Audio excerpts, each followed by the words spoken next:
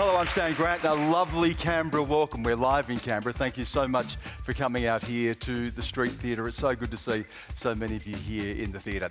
We're going to answer all of your questions tonight. A lot of questions, of course, about the budget with our co-founder of Think Forward, Sonia Arakkal, Shadow Finance Minister Jane Hume, author and journalist George Megalogenis, Independent MP for Fowler, Di Lee, and Finance Minister Katy Gallagher. Please make them welcome. Hi Stan, how are you? Now, I'm very well, Robert. You are, I understand, a Labor voter, Yep. but after the budget, you've got some questions about exactly what you voted for. Is that right?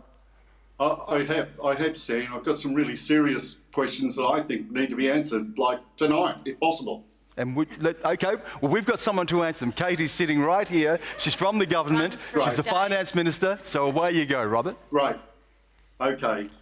Katy, I believe the overwhelming reason people turned to the ALP was that the middle class and the poor were tired of a government kicking the can down the road like it will be better this year or next year or the years to come, while corporate excesses were rife and people were going without. My question is, isn't this just a continuation under the new government of what we've had to put up with in the last 10 years? And where was the cost of living help that we needed on Tuesday night? Katy. Okay. So a couple of things there. I don't agree that it's just the same as what's been happening in the past. This budget, we tried to do three things. One was to deliver on our election commitments that we made before the last election, which we've done, was to provide sensible cost of living relief where we could without adding to the inflation problem that we're dealing with, particularly in the first 2 years of these forward estimates. And the third thing was to do a spending audit, which I was in charge of, which was to find some savings in the budget to start working towards some budget repair, which we also need to deal with for good reason, in the sense that we've got $1 trillion of debt, and managing that debt is the fastest growing program in the government budget. And Katy, that's the government's dealing with that debt, it's dealing with its deficit, it's dealing with its budget bottom line, but so are families. And it was very clear from the Treasurer, and he said this very explicitly, that the indebted and the less well off are going to have to carry the heavy load. They're already paying more for their mortgages. They're going to have energy increases up to 50%. They're not going to get a pay rise in wage in line with inflation for another 18 months to 2 years. So it is a tough time ahead. And clearly people like Robert are saying there's not enough help.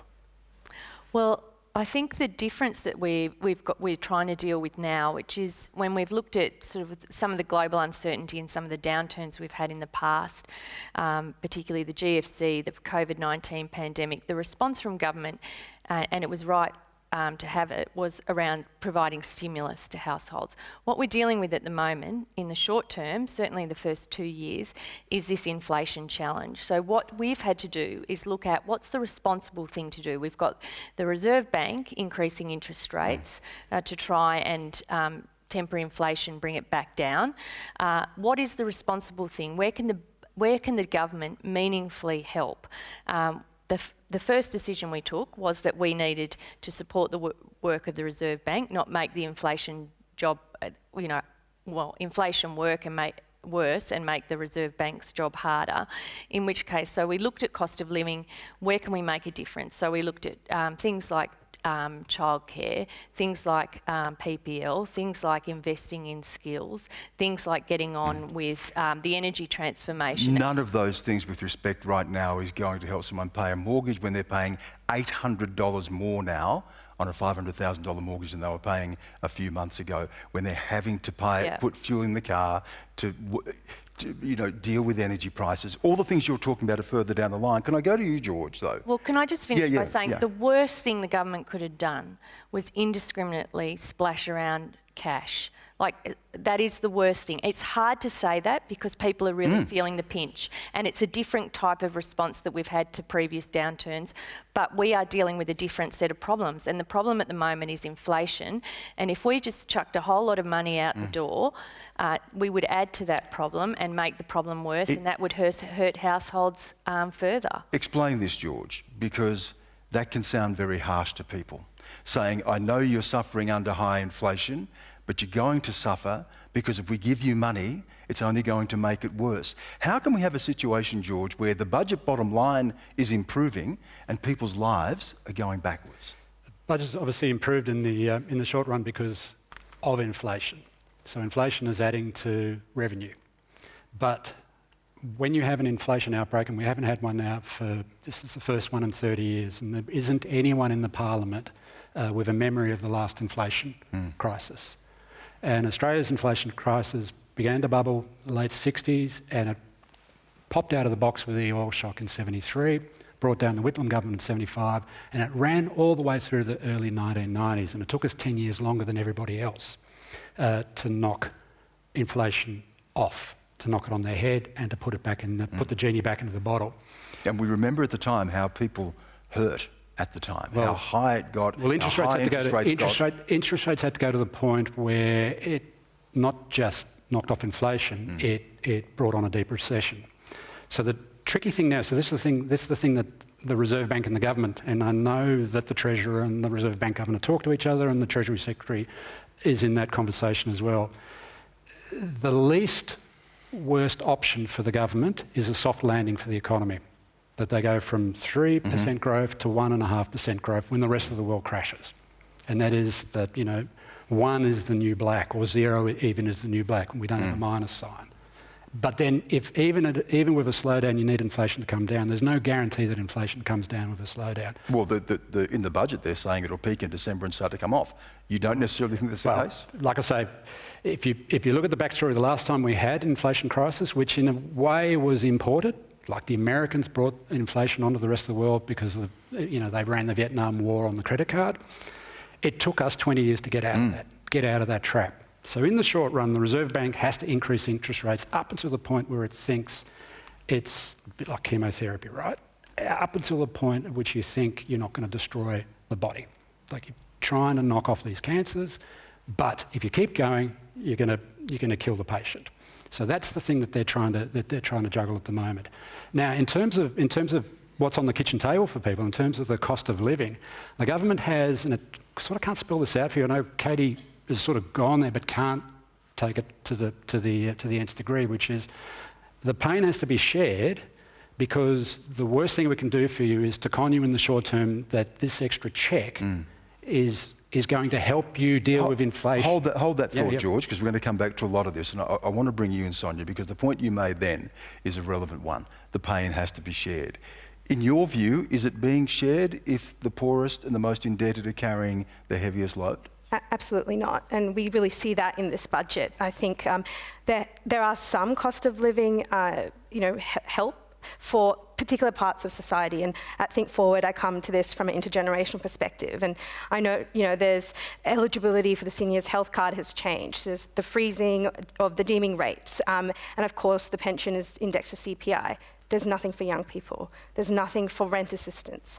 There's nothing for youth allowance, for job seeker, the things that help young people, young working people, and those that are super vulnerable to adjust to the cost of living pressures. I don't see that. And then I see where there are budgetary helps for people, it's almost the same old story of politicians chasing the grey vote and not sending the money to where it actually needs to go, to people like Robert and his concerns.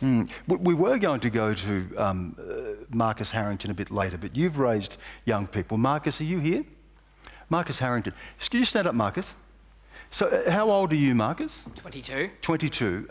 You're working? Yes, full-time. When you looked at the budget and you hear what Sonia has to say, does that ring true to you as a young person? Absolutely. Even before inflation, we already saw Medicare levies were at a higher threshold for older people. We saw, I believe, other forms of tax offset for older people. Older people are more likely to own their own home. They're more likely to own the investment properties that people my age are having to rent, and rents aren't being frozen or being, as Sonia pointed out, no extra assistance. So young people are feeling the pinch, and wage growth just isn't increasing in line with all that. Katy. Yeah, well, I think if you look at the budget, there is actually one of the biggest increases in the budget, going to your point, was about $33 billion increase in payments, which does include payments for young people and for job seekers. So there was that adjustment, and a pretty significant adjustment at that. I think in other areas, I look at university places, I look at the investment in skills, I look at the housing accord. The first time for a long time that the Commonwealth has gone, you know what, we have a responsibility in housing, not just in signing off a deal with the states and territories on the housing and homelessness agreement, but actually being actively involved in affordable rental stock and coming to the table on that. Climate. I mean, there's it's actually more than $21 billion in investments in the transformation that's happening across our economy right now to get moving with that. Young people have a huge stake in that. So I don't accept that this budget was framed with a particular demographic in mind. It wasn't. It was set against a very challenging set of economic circumstances. I accept that, which meant that we had to show restraint and be very considered in the decisions we've taken. But within that, we have massive investments in climate, in housing, in Katy, skills, in university, in schools. I mean, these are the areas the Commonwealth can invest sensibly. Absolutely, but I think it's really important that we see young people's issues as economic issues, and whether that's what Marcus was talking about in terms of rent assistance. The housing accord is great, but that might only wait till 2024. Me and a lot of my friends, we have landlords ringing us up and saying, we're increasing your rent by $100, and that's conservative. I've had some horror stories from mates of mine talking about the kinds of rent increases they're going to need over the next 12 months and what's in the budget for those people. The Albanese government promised $275 cuts to electricity bills in their campaign. This budget confirms these bills will go up by 50% over the next 2 years.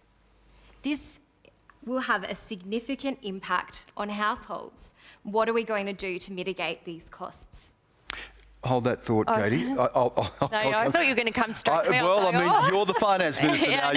You're holding the can. But I'll go to you, Di, because the things that Alicia is talking about, you're seeing, aren't you, in your electorate? Yes, that's How are right. people dealing with this crisis at the moment? And I mean, I come from and I think you've mentioned it in your piece and ABC Stan about the low to middle income earners in electorates like mine in Fowler. They're very on low income, and so they are struggling with electricity price rise, gas price, rent rises, interest rise.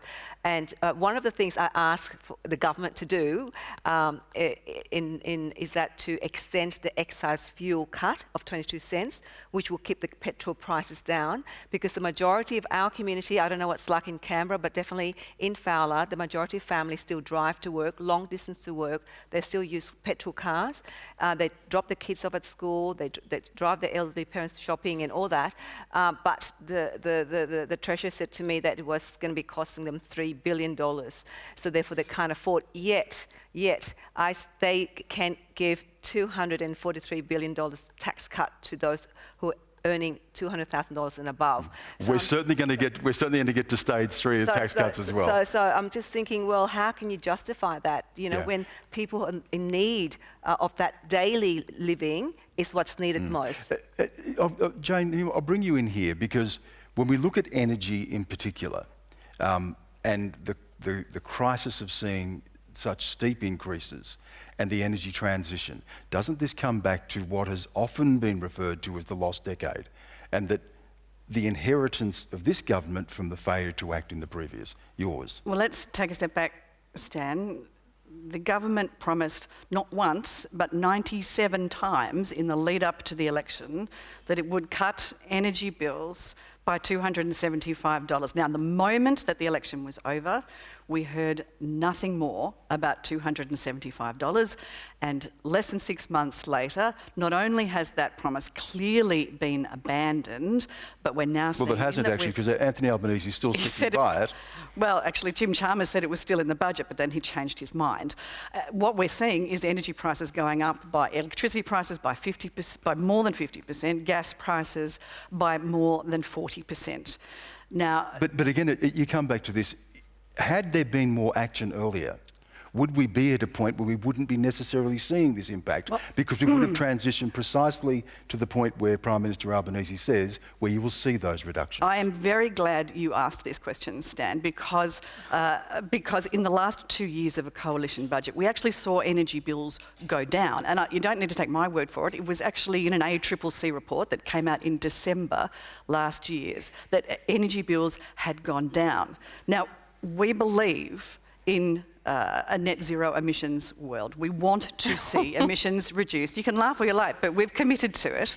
And not only have we committed to it, but when we were in government, that emissions reduction was, affordability was also at the heart of a low emissions policy. George, you were looking very sceptical. Hang on. You can look as sceptical as you like, but what we're seeing now is the rush to replace all existing baseload power, the reliable power, the cheaper power, the affordable power, with renewables at a rate that is so fast that we're seeing price shocks. George. Where do you want me to start? That is such rubbish. We can't, I mean... Start first of all on why we are seeing these increases now, and could we have got there faster if we'd seen more action previously? Well, obviously, the last 9 years matter a lot. The last 9 years matter a lot because up until the death, really, when the Prime Minister went to Glasgow, talk of even net zero by 2050 wasn't on the agenda. Now, the coalition spent...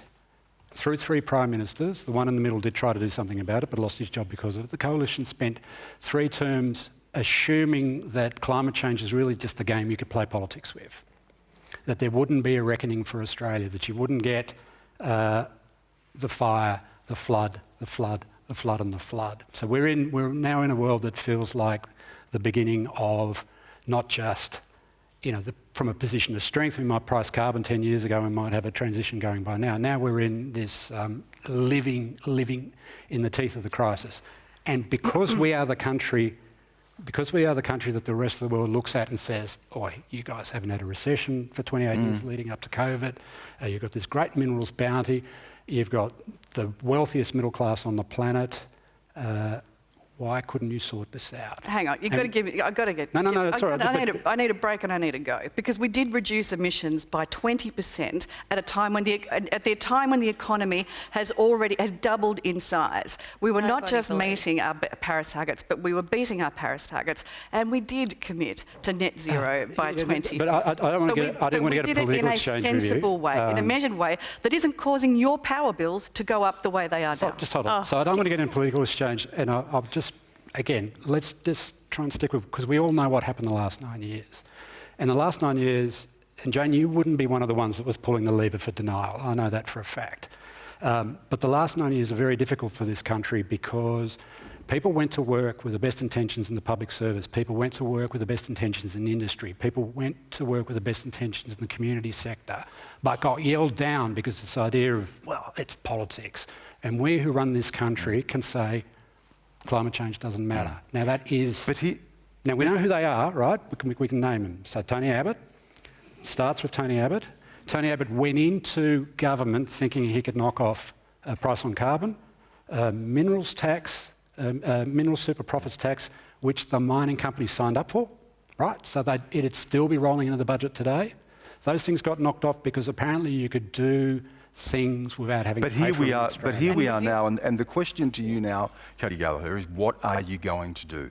If people are going... Can you afford your electricity prices to go up 50% in the next 2 years?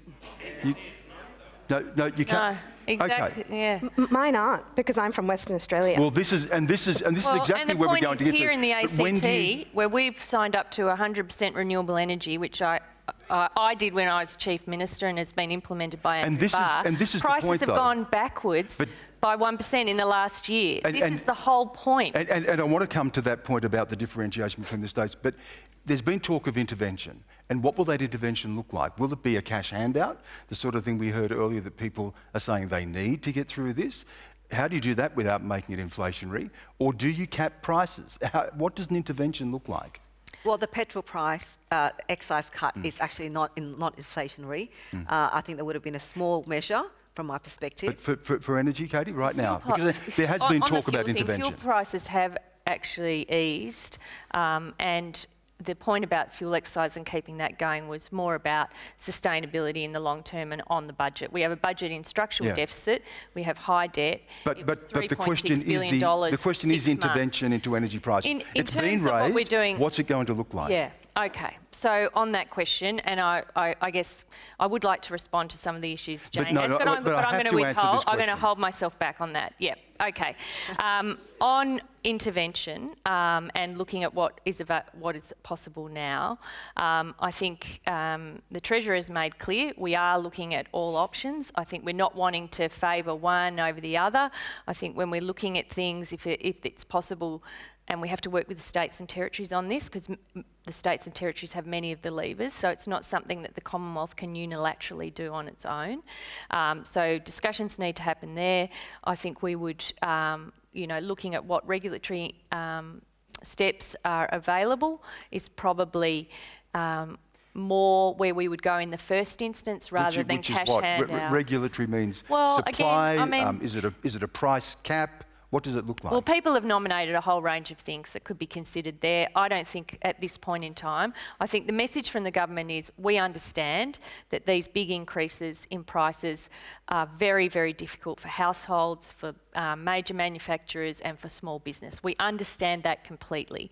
A responsible government would then consider what are the options available to us to help alleviate some of that pressure, what's the right thing to do in terms of the economic circumstances, and the other thing we need to do, and we have to acknowledge that the war in Ukraine is actually a factor here and how it's wreaking havoc in energy markets around the world. We're not immune to that.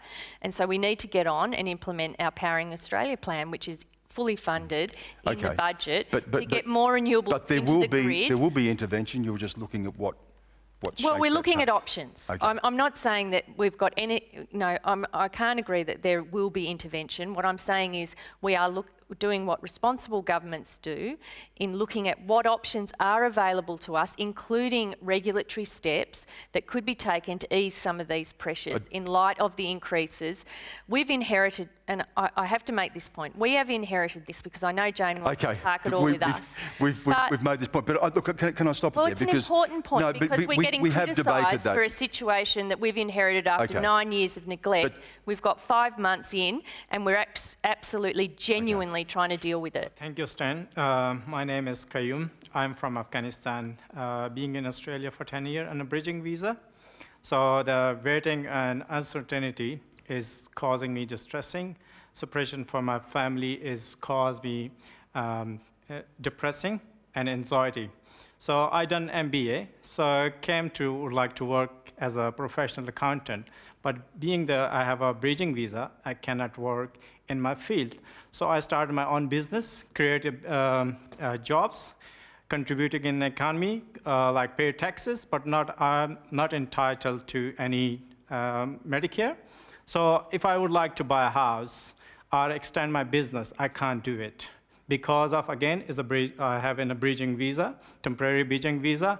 Australia's statistics say we have 20,000 refugees or asylum seekers from 2000, but they haven't been processed in 20 years. So my question is, why does Australia treat asylum seeker unfairly and inhumane in this modern world? Thank you.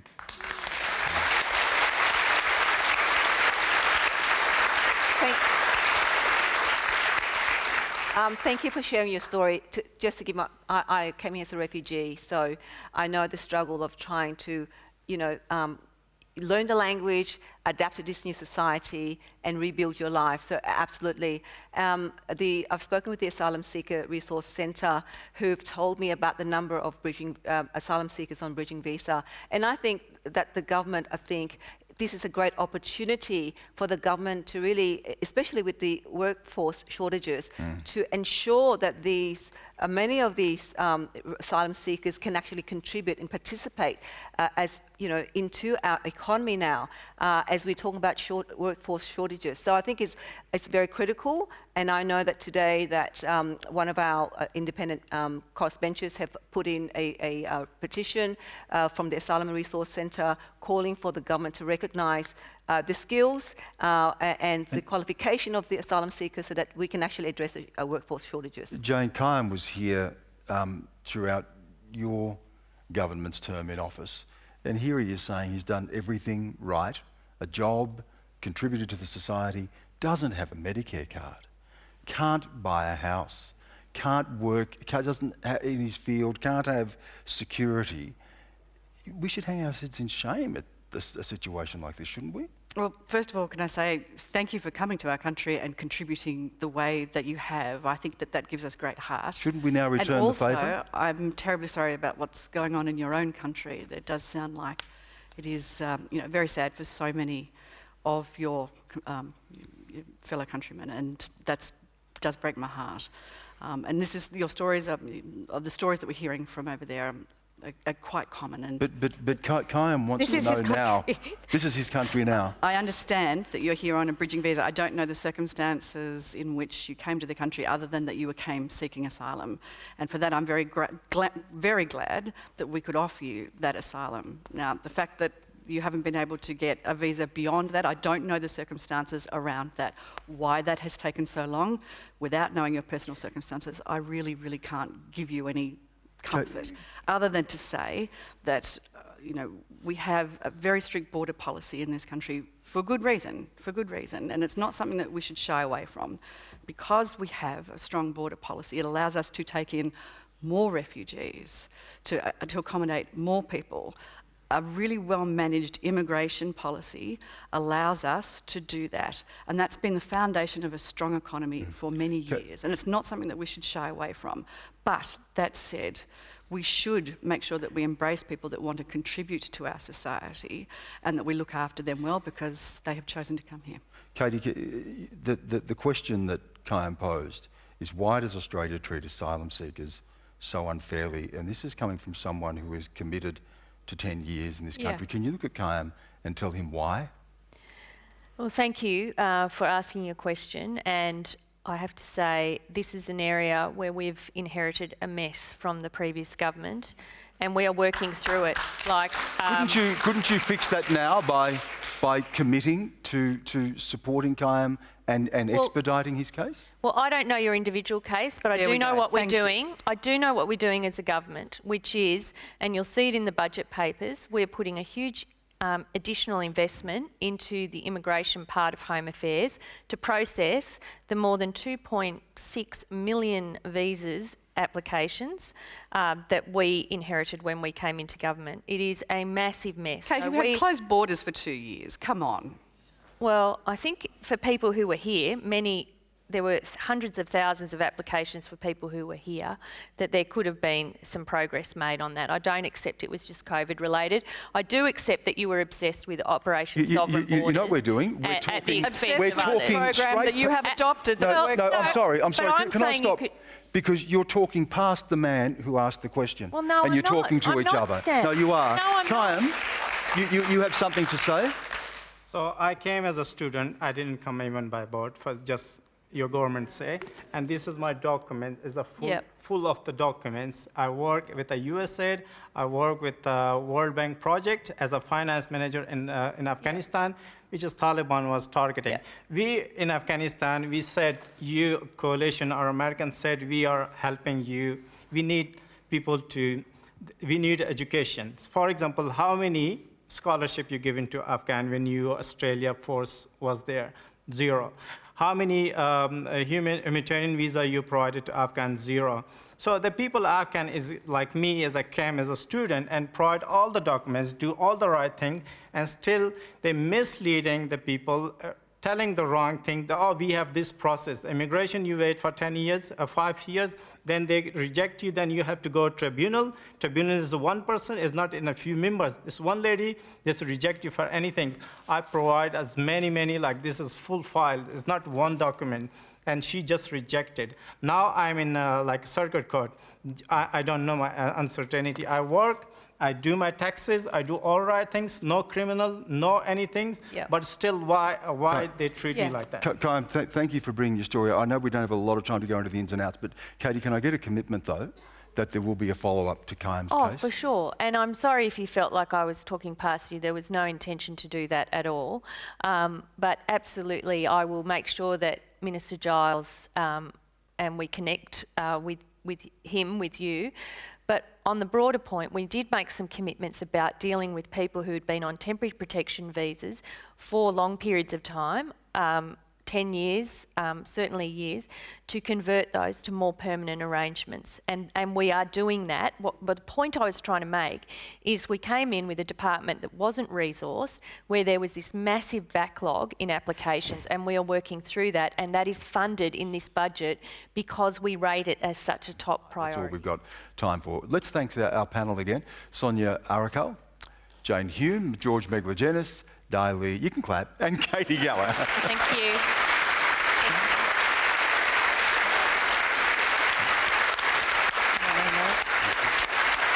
A big clap from me as well for all of you coming out tonight and sharing your stories and raising those important questions. So thanks for joining tonight's discussion. As I said, next week we're going to be talking to the Treasurer, Jim Chalmers. Will be live in Sydney.